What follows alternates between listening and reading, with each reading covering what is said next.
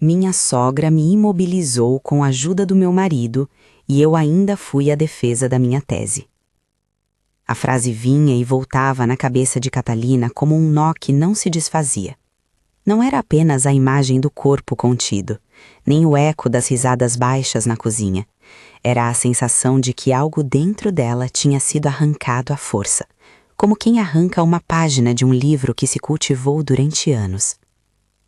A memória não era só visual, era o cheiro do apartamento naquela noite, o som abafado de passos, o frio do piso de cerâmica quando ela tentou se levantar. E ainda assim, na manhã seguinte, ali estava ela, sentada diante dos papéis, ajeitando a última página da introdução, como se tal gesto pudesse colar cada pedaço de si de volta ao lugar. Catalina tinha feito da pesquisa um porto. Desde que entrou no doutorado, os livros, as entrevistas, as notas rabiscadas tinham deixado de ser ferramentas e se transformado em extensão de sua pele. A tese era um modo de nomear quem ela era fora da casa onde vivia. Passou noites sem dormir traduzindo ideias em capítulos, renunciou a pequenas folgas para terminar um quadro teórico, pediu favores, emprestou dinheiro para pagar impressão, deixou de atender o telefone para não perder o fio de uma argumentação que, no peito, soava como uma pulseira torcendo-se até encontrar o nó certo. O apartamento que dividia com Eduardo e a sogra, Dona Zulema, era uma geografia de tensões. Cada cômodo guardava sinais daquilo que ela suportava. A poltrona onde Zulema fazia questão de ocupar o melhor lugar da sala, a mesa da cozinha sempre limpa demais, como se a ordem fosse um modo de lembrar a todos os que passavam ali que aquilo era a casa dela. Catalina aprendeu a andar com leveza, a não deixar livros empilhados demais em lugares visíveis, a dobrar os papéis com cuidado quase reverente, para que nada parecesse um desafio ao controle que ali existia. No começo eram palavras lancinantes, pequenas flechas.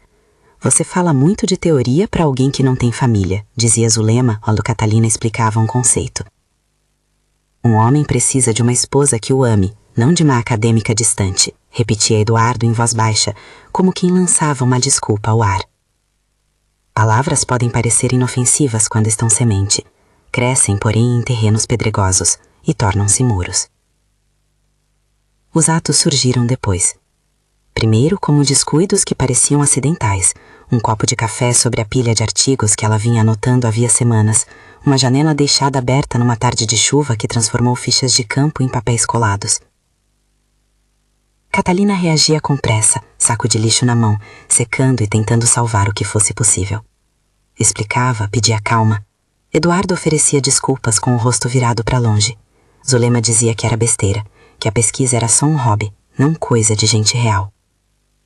Cada acidente deixava-a mais cansada, cada justificativa a fazia sentir-se menor. Havia, no entanto, algo pavorosamente cruel que brotou como armadilha planejada, a sabotagem deliberada. Não era só o café. Surgiram notas rasgadas jogadas pela rua, e-mails com arquivos que pareciam ter sido enviados para o lixo. Um pendrive inteiro sumiu de dentro da gaveta. Uma manhã, Catalina abriu a lixeira na cozinha e encontrou dobradas e amassadas folhas que eram capítulos inteiros. Leituras, entrevistas transcritas, comentários meticulosos. O coração dela ficou suspenso, as mãos tremeram. Não era possível que aquilo fosse apenas um descuido. Ela pegou as folhas, uma a uma, tentando decifrar quem havia feito aquilo. As manchas de gordura, as marcas de dobradura, o tipo de rasgo que não correspondia a um corte feito por acidente.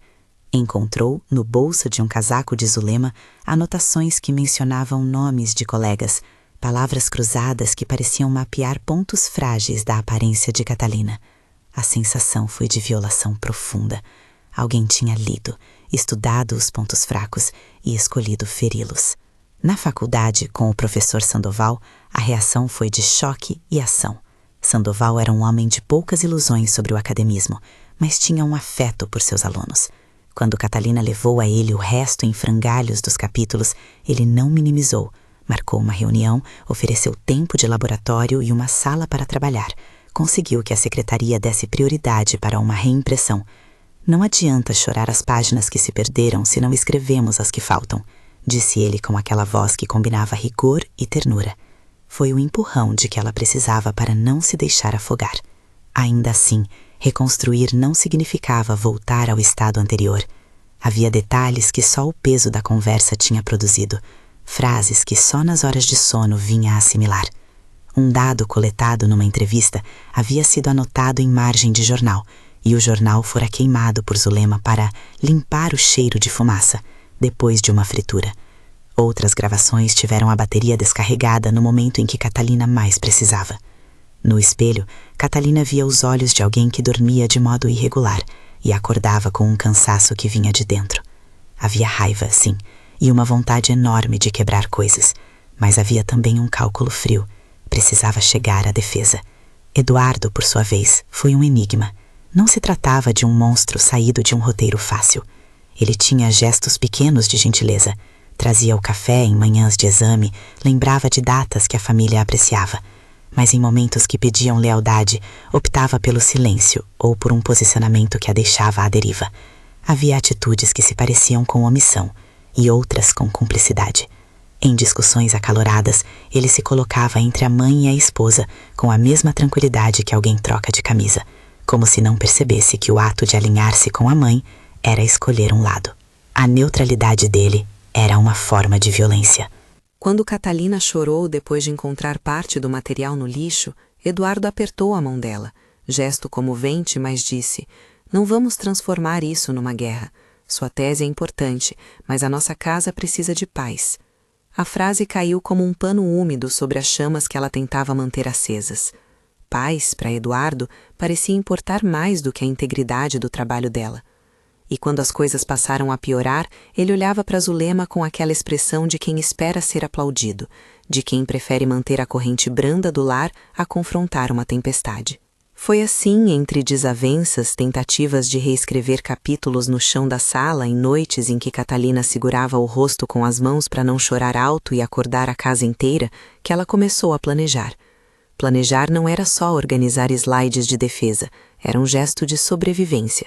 Ela guardou cópias em nuvem, fez cópias em serviços de impressão que prometiam confidencialidade, telefonou para colegas de fora da cidade pedindo que guardassem a versão mais recente num pendrive. Valéria, a vizinha do andar de cima, tornou-se um fantasma protetor. Às escondidas tirava xerox de documentos, mandava mensagens encorajadoras às 3 da manhã e deixava a sopa na porta quando sabia que ela estava presa escrevendo. O dia da defesa era um outro animal. Não era só o exame acadêmico, era uma vitrine onde toda a sua construção intelectual iria, por minutos, se converter em prova de que ela existia para além daquele apartamento. Catalina imaginava colegas aplaudindo, o professor Sandoval cruzando os braços com um meio sorriso satisfeito, textos que ela mesma tinha feito abreviando-se com elegância. Não imaginava que a casa da qual voltaria no fio da tarde poderia se tornar palco de humilhação. Durante as semanas que antecederam a defesa, a agressividade doméstica mudou de forma, ficando mais fria e metódica. Zulema fazia comentários sobre a roupa que ela deveria usar. Nada chamativo demais. Uma mulher acadêmica não precisa de excentricidades, dizia. Eduardo trazia à tona histórias da infância dela com um sorriso condescendente diante dos amigos. Era como se estivessem redesenhando a narrativa pública de Catalina para que ela ocupasse um lugar menor. Cada gesto deixava marcas. Uma noite, quando o cansaço apertava e os olhos dela ardiam, ela encontrou uma carta amassada dentro de um livro que Gustave, o gato da família, havia derrubado. Era uma nota de Zulema, escrita com a caligrafia firme de quem planeja. Dizia que algumas coisas precisavam ser ensinadas, que certas liberdades criavam problemas, e que se Catalina continuasse com ideias estranhas, a família pagaria uma conta cara. Catalina leu com o sangue congelando. A nota era uma máquina de intimidação, uma promessa disfarçada de orientação. A sensação de que algo estava se desenhando a ultrapassou. Havia um plano, uma coreografia que ela ainda não conseguia visualizar por inteiro. A tarde em que perdeu de vez o controle sobre as circunstâncias foi luminosa e seca.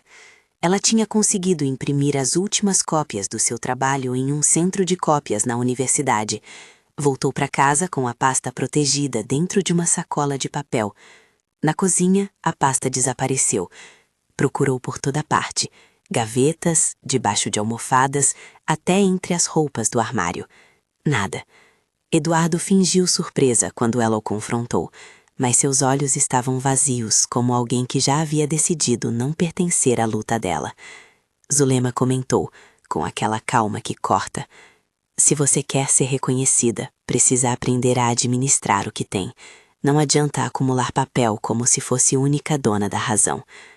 No dia seguinte, Catalina encontrou na calçada, encostadas em um chão molhado pela manhã, folhas encharcadas que uma vassoura havia varrido de seu apartamento. As páginas grudavam nos sapatos dos transeuntes, marcavam solas, e o vento fazia o que restava voar como confete de uma festa macabra. Alguém as havia jogado fora com o intuito de expor. Havia entre as folhas uma anotação escrita com a caneta de Zulema, um rabisco que dizia: que aprenda a não ocupar tanto espaço.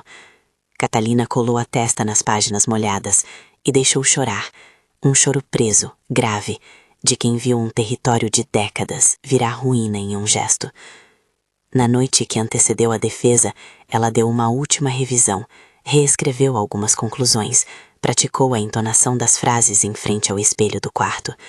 Comprou cílios postiços, pensou no vestido que usaria, enfiou uma blusa que escondia a linha do pescoço, abriu uma gaveta para pegar o pendrive que continha a cópia final e encontrou um bilhete curto, lacônico, dobrado com a mesma precisão com que se dobra um lenço.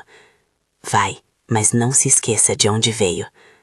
A mensagem era, na superfície, ambígua. No centro, era uma ameaça. Catalina sentiu as paredes fecharem-se num abraço opressor.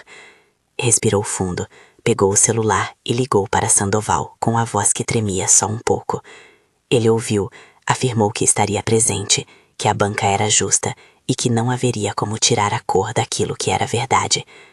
Agarre o que é seu, disse ele. Não deixe que transformem a sua defesa num espetáculo de humilhação. A voz do professor serviu como um açoite de coragem. Catalina usou cada palavra para amarrar o pensamento que tentava escapulir. Ela não podia desistir. Não havia mais volta. Havia, no entanto, uma ferida que parecia abrir-se à noite. Quando passou pelo corredor para pegar mais uma xícara de café, sentiu o olhar de Eduardo atravessando-a como um fio elétrico. Ele não disse nada, apenas voltou ao jantar que comia com a sogra. A cena era simples, banal, e foi uma tortura de duração. Catalina percebeu que ele estava do lado de alguém que acreditava que a vida devia manter-se calma acima de qualquer justiça. Esse lado tinha nome: conveniência. Ele preferia a ordem do lar à turbulência da verdade, e isso para ela era traição. A madrugada era fria quando ela finalmente fechou a pasta e colocou-a perto da cama. Não queria correr riscos de roubo, então escondeu uma cópia abaixo do colchão, fez uma anotação mental de onde cada pendrive estava. Dormiu poucas horas. Sonhou que uma tesoura cortava frases no meio, que palavras cadenciadas perdiam o fôlego. No sonho, as pessoas que ela amava transformavam-se em figuras de papel e o vento as levava. Quando o relógio anunciou 3 da manhã, alguém bateu na porta. Catalina sentiu o estômago apertar. Primeiro pensou em Valéria, depois lembrou-se que a vizinha jamais bateria assim. Os batimentos subiram. Em silêncio, ela foi até a porta e olhou pelo olho mágico. A imagem que viu, uma sombra desfocada, passadas largas no corredor, não trouxe alívio.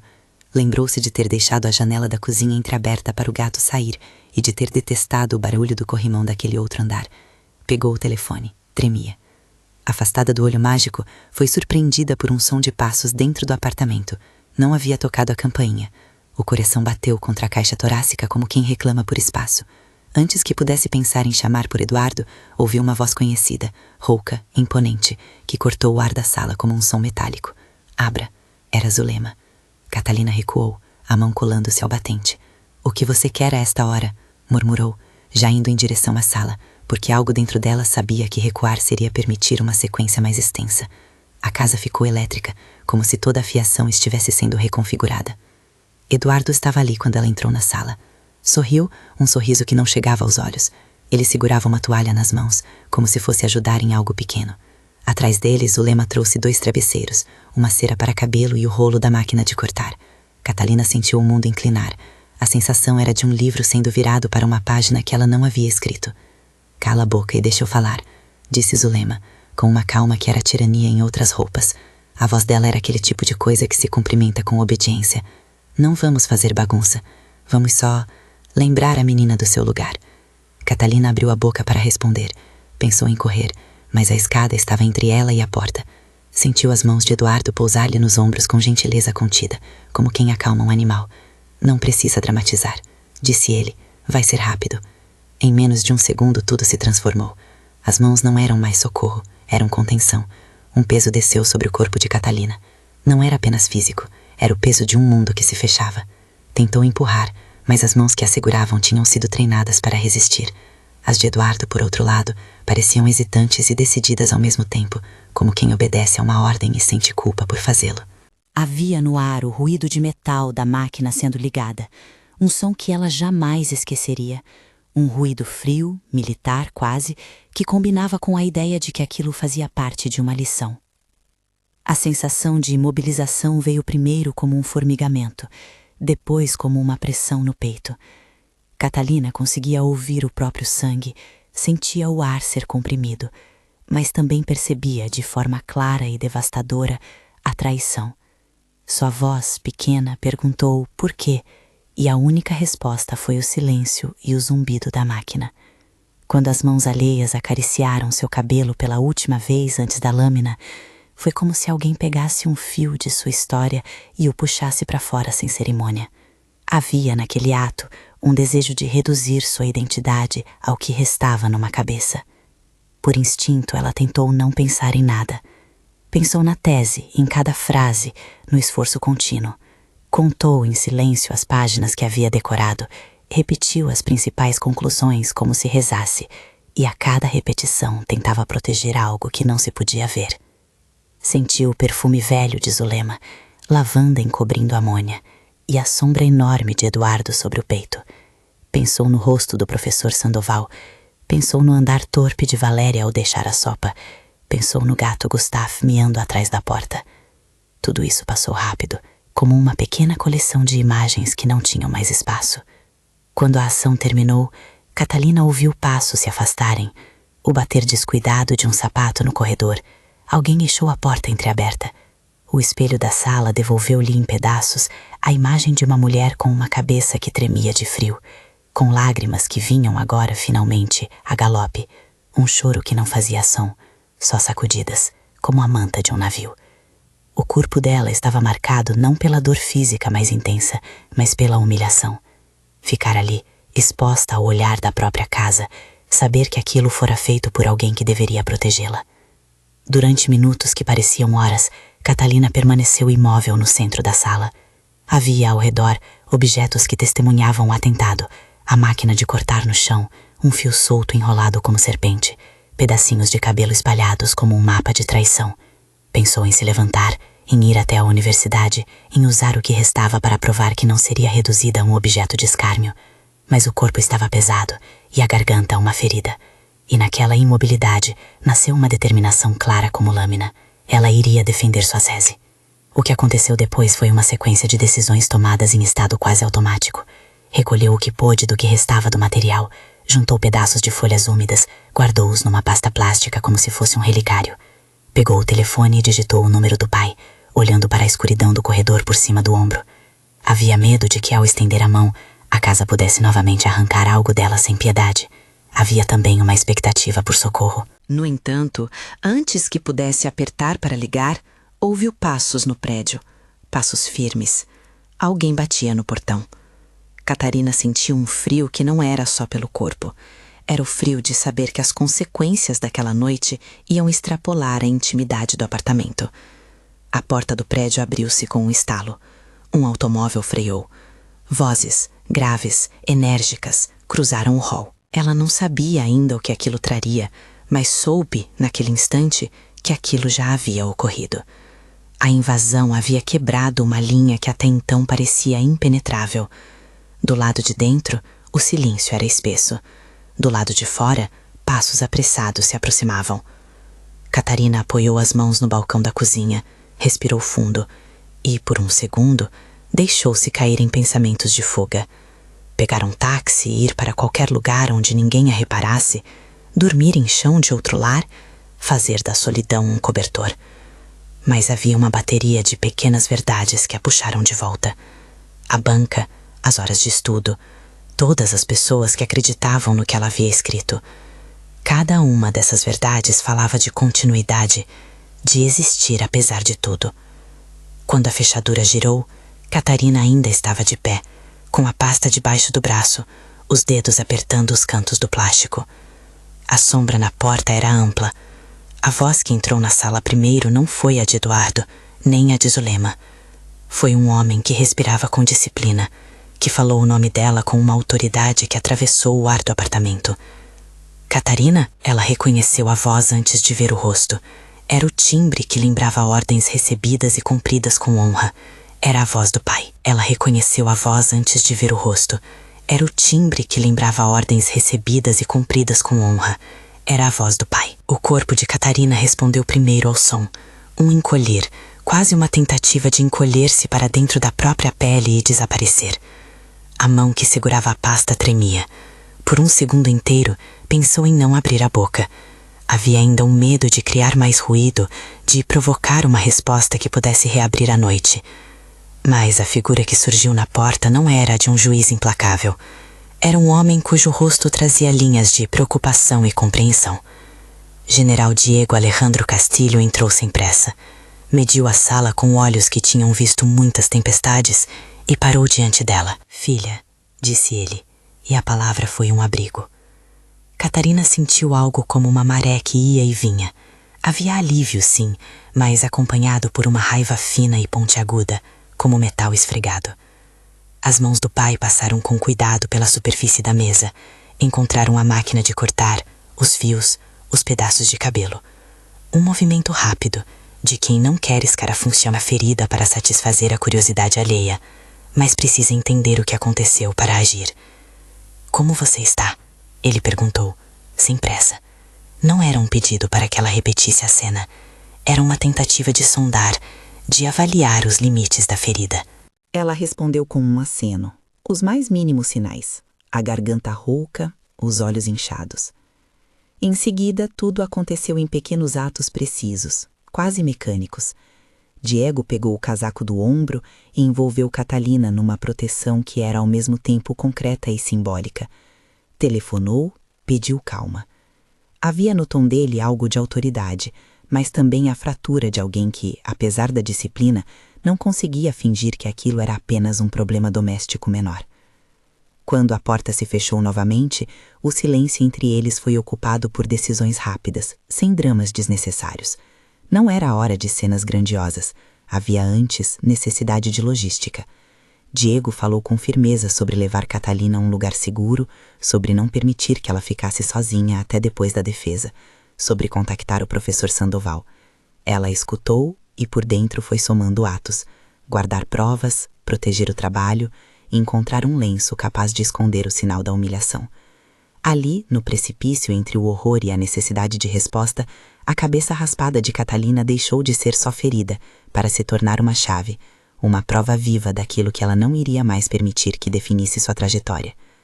Diego saiu do apartamento como quem sabe que cada gesto será interpretado e julgado. Do lado de fora, buscou o carro com a mesma frieza que um oficial usa para calibrar ações. Não queria humilhar ninguém no corredor do prédio, nem provocar um escândalo desnecessário. Queria apenas resgatar a filha daquele estado de vigília violada. Ao mesmo tempo, havia uma tensão na face dele. Não queria de modo nenhum transformar a ação privada em espetáculo, mas sabia que havia limites que deviam ser estabelecidos. A viagem até o hotel foi uma sequência curta de palavras ditas baixo. Catarina apertava o lenço que Diego lhe havia dado. Sentia o tecido úmido junto à nuca, como se a vergonha pudesse ser enrolada e atirada fora. O rosto do pai, no espelho retrovisor, era uma paisagem de decisões. Ele perguntou sobre os pendrives, sobre as cópias na nuvem. Catalina explicou com a voz baixa, e por trás de cada explicação um nó de angústia, o medo de que o que restasse fosse pouco, o terror de chegar ao dia seguinte e não ter o suficiente para demonstrar aquilo que sabia. No hotel, Diego não insistiu em soluções milagrosas. Pediu que ela lavasse o rosto, trouxe um chá morno, deixou que o silêncio ocupasse o corredor enquanto organizava ligações. Procurou o professor Sandoval e, com a mesma franqueza que a função de pai exige, resumiu o que havia ocorrido. Sandoval reagiu com indignação e resolveu agir. Telefonou à secretaria da faculdade, pediu que o horário de início da defesa fosse mantido e sugeriu que a banca fosse avisada discretamente sobre o que se passara, não para dramatizar, mas para que ninguém transformasse a sessão numa arena de humilhação. Catalina recusou com firmeza a ideia de cancelar. Ela aceitou a oferta de um salão silencioso na universidade, um computador que estava pronto para conectar sua cópia em nuvem, as cópias impressas que Sandoval providenciaria. Em cada decisão, o fio condutor era a mesma frase, dita por ela com a calma de quem empilha pedras antes de construir uma ponte. Eu vou à defesa. No espelho do hotel, Catalina não era uma mulher que buscava transformar a ferida em troféu. Havia antes um trabalho de encobrimento e de afirmação. O lenço que cobria a cabeça não era máscara, era a armadura. Escolheu roupas que a fizessem sentir-se em seu corpo, não em dívida com ninguém. Sentou-se e fez uma lista mental das perguntas que poderiam lhe ser feitas. Repetiu uma introdução, respirou fundo e deixou que a raiva que borbulhava por dentro se transformasse em foco. Diego, por sua vez, assumiu papéis que a composição familiar anterior não permitira. Não era um herói perfeito. Houve momentos em que pensou nos anos perdidos, nos silêncios que antes havia escolhido, na neutralidade que fora violência. Havia culpa, sim, mas também uma firmeza renovada. Pediu que fossem feitas fotos dos danos, não como espetáculo, mas como registro. Sugeriu contato com um advogado, sem dar detalhes. Foi firme quando Catalina disse que não queria transformar aquilo em espetáculo. Sabia a tênue linha entre exposição necessária e escárnio. A manhã da defesa chegou com um céu limpo, quase como se o mundo externo se negasse a carregar o peso do que acontecera. Catalina entrou no campus com o lenço. Os olhares foram breves, alguns solidários, outros curiosos. Sandoval estava esperando com um meio sorriso e cumprimentos que não buscavam bajulação, apenas reconhecimento. A sala de defesa, uma caixa de luz, uma plateia concentrada, tinha aquele ar habitual de expectativas profissionais. Havia pessoas que se sentiam na obrigação de estar ali. Havia quem quisesse aplaudir sem entender tudo. Catalina sentiu a rigidez nos ombros, mas também uma clareza. A tese era ela, e permaneceria tão íntegra quanto sua voz. A apresentação começou. Quando Catalina subiu à bancada, algo aconteceu que não estava previsto no roteiro da noite anterior. O ar que encheu seus pulmões deixou de ser pesado. Aquele era o lugar em que a teoria encontrava sua concretude. Ela falou com precisão, com a calma de quem domina o que escreveu. Havia uma força no timbre que não precisava ser estridente para ser imponente. Suas palavras cortavam como fio de navalha, mas com a suavidade de quem sabe exatamente onde pressionar. Repetiu as conclusões com autoridade, explicou os métodos, respondeu às perguntas com firmeza. Em alguns momentos a emoção apareceu, um atalho para uma lembrança, um lampejo de raiva, mas ela manteve o controle. No corredor, enquanto a apresentação prosseguia, movimentos se desenharam. Zulema esperou como quem não teme o julgamento público. Eduardo permaneceu numa espécie de neblina de contradição. Mas a família de Catalina, o pai em primeiro lugar, havia avisado a universidade e a segurança estava discretamente atenta. Quando a defesa se aproximou do fim e a banca se retirou para deliberar, um sussurro percorreu a plateia. A presença da sogra ali, a hostilidade contida de Eduardo, uma tensão que poderia explodir. A banca voltou com semblantes que misturavam surpresa e respeito. Havia no olhar do presidente da banca uma leitura rápida, a qualidade do trabalho e a integridade com que fora apresentada. O resultado foi anunciado com formalidade acadêmica, aprovada. Uma palavra curta, que soou como trovão na cabeça de Catalina, deixou a sala suspensa.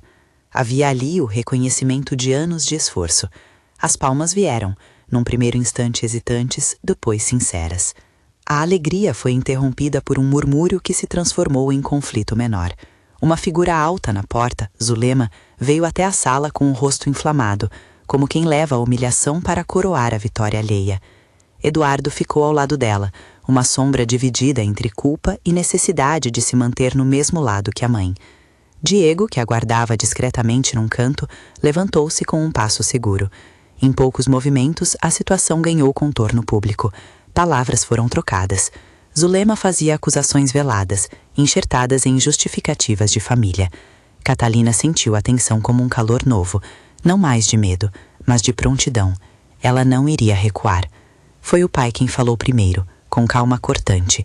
Falou sem soltar insultos, apenas aplicou fatos. Referiu a invasão, à máquina de cortar, ao registro fotográfico. Falou de proteção e do direito a ser tratada com integridade. Não foi um impulso de vingança, foi uma defesa. A universidade, que até ali parecia não querer envolver-se em dramas privadas, sentiu a gravidade do caso. O representante da coordenação chamou a segurança, sugeriu que todas as partes fossem ouvidas.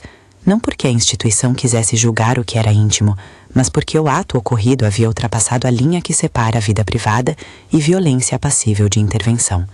Eduardo tentou minimizar. As palavras saíram como que por reflexo, procurando salvar uma imagem de normalidade que já não existia. Zulema, por sua vez, era firme, mas havia algo de visível em seu rosto. A surpresa diante da reação de Diego e a percepção de que havia cometido um erro visto por muitos olhos. A exposição pública que ela sempre tentou controlar era agora o que a castigava. A administração da universidade ofereceu apoio a Catalina, sugeriu encaminhamentos e pediu que a situação fosse tratada com seriedade institucional. Nos dias seguintes, a história circulou, não por desejo de Catalina, mas pela inevitabilidade de que atos que rompem barreiras íntimas se tornam notícia. Alguns colegas foram discretos, outros francos em sua condenação.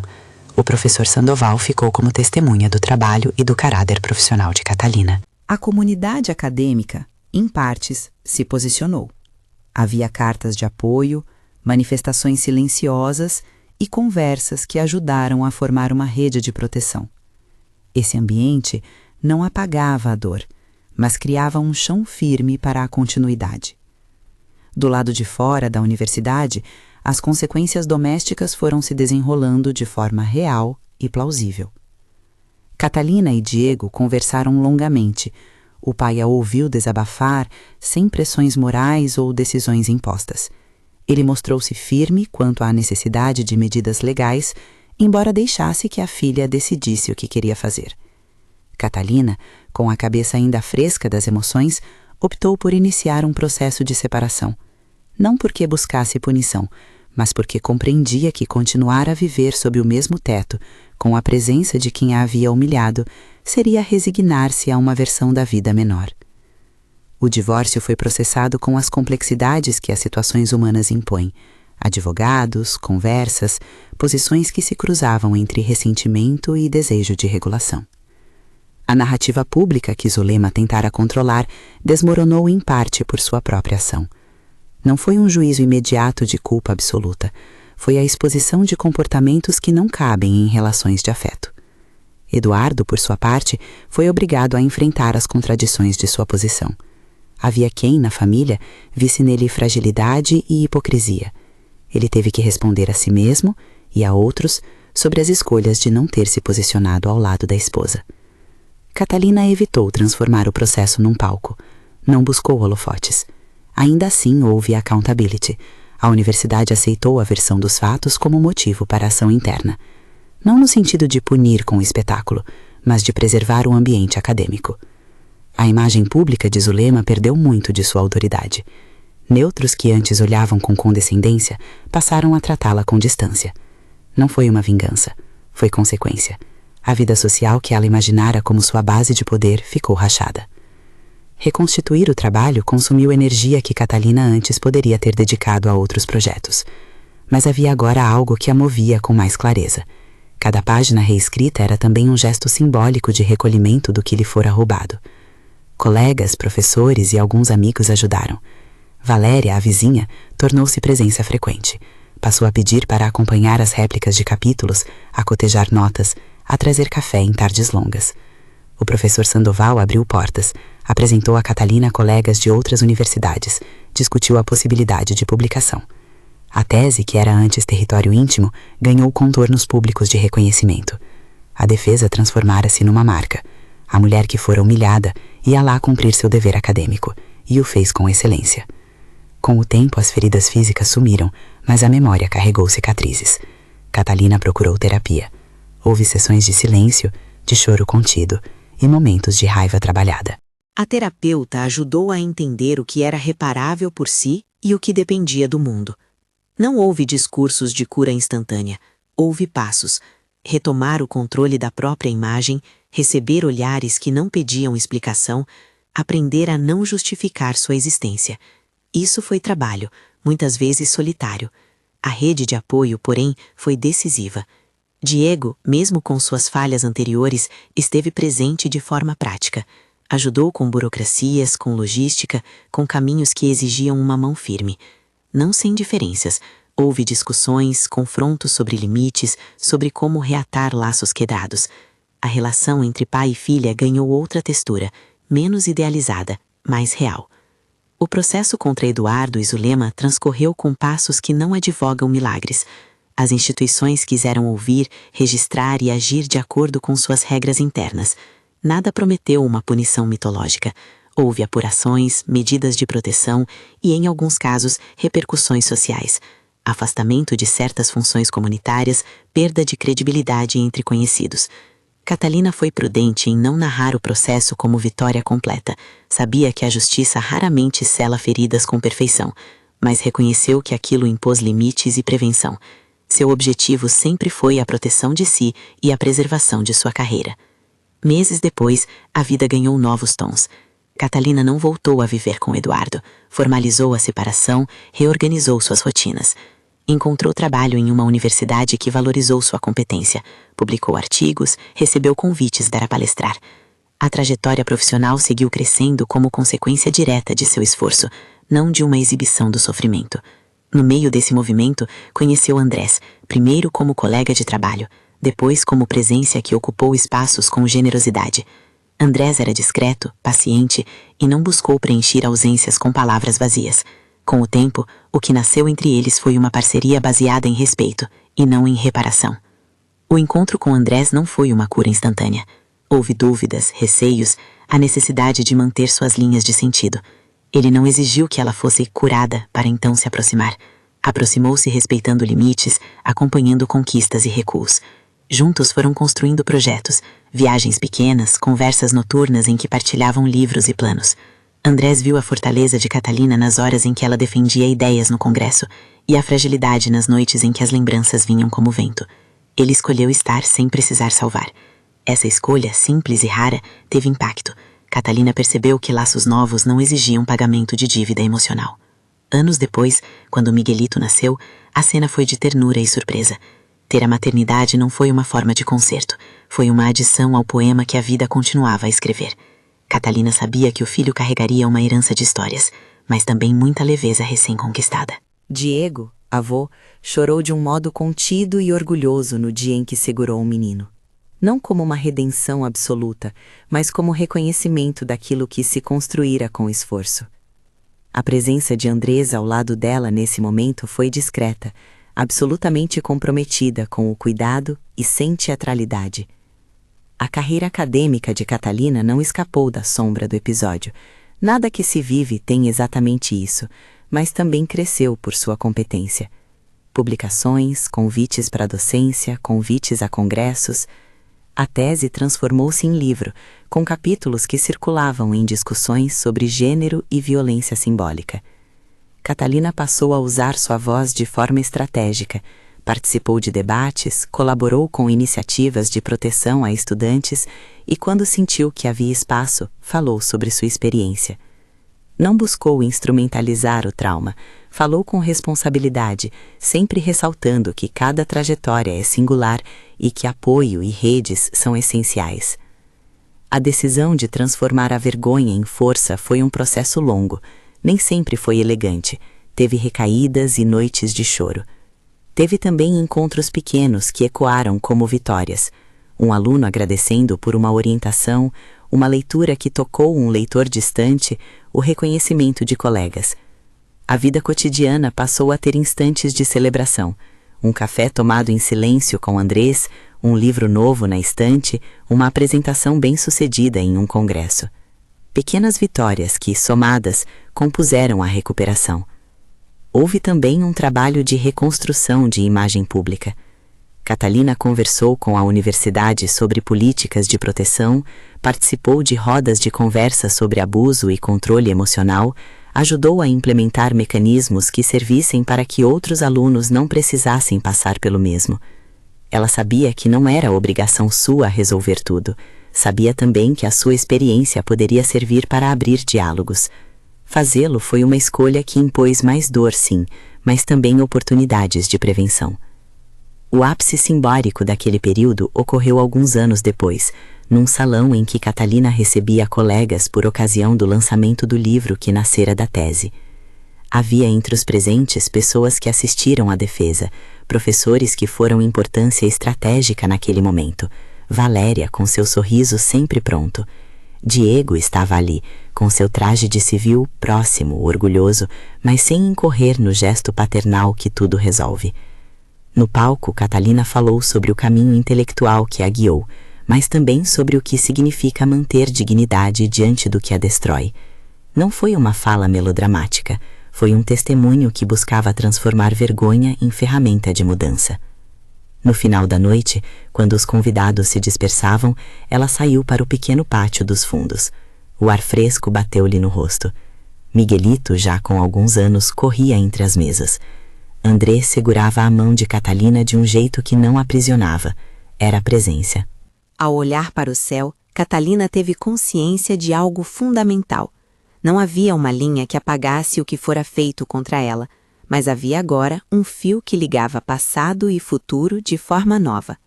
Sua cabeça raspada continuava sendo para alguns imagem do episódio. Para ela, era um capítulo que não definia a totalidade de sua história. Ela recordou por um instante da noite em que a máquina e as mãos alheias tinham arrancado seu cabelo. A lembrança trouxe ao mesmo tempo a sensação de violação e a lembrança do que a viu resistir. Não havia romantização do sofrimento.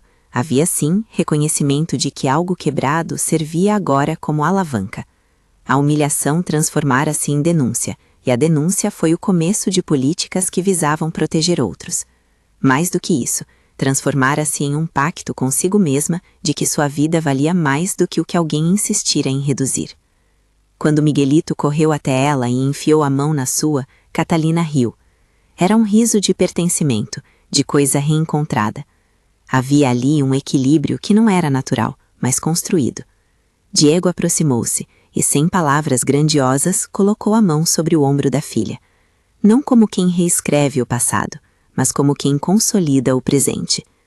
A história de Catalina não se fechou num conto moral onde o bem vence com facilidade e o mal é extirpado de modo absoluto. Houve perdas, relações irreparáveis, algumas profissões que não se reconstituíram, amigos que se afastaram. Houve ganhos, autonomia, reconhecimento e uma família construída com escolhas conscientes. Isso é importante, porque a narrativa que mais salva é a que não promete milagres, mas apresenta caminhos possíveis. Décadas depois, quando alguém a procurava para dar aula, para ouvir conselhos ou para falar de resistência, Catalina costumava dizer, nos instantes de advertência, proteja a sua obra, proteja as suas palavras, proteja-se. Não como mantra exclusivo, mas como um refrigério prático. Ela lembrava que redes de apoio são vitais, um colega que empresta um drive, uma amiga que guarda cópias, uma instituição que toma medidas e que não existe vergonha em pedir ajuda. O episódio com a sogra e o marido foi, por fim, uma linha traçada na sua biografia, não o contorno total de sua existência. Catalina tornou essa linha um ponto de partida. Como uma pesquisadora que ajusta hipóteses e aperfeiçoa métodos, ela reescreveu sua vida com o mesmo rigor com que corrigira argumentos acadêmicos. Cada apresentação, cada capítulo, cada céu estrelado com Miguelito ao lado era parte de um processo contínuo de reinvenção. No silêncio que se seguiu a mais uma noite de trabalho, enquanto o filho dormia e a casa repousava, ela pegou um dos exemplares do seu livro. Folheou sem pressa. Deteve-se em uma dedicatória que escrevera anos antes. Para quem insiste em ser mais do que lhe foi permitido. Sorriu. Não era vaidade, era constatação. Resistir não anula o medo, mas dá-lhe forma.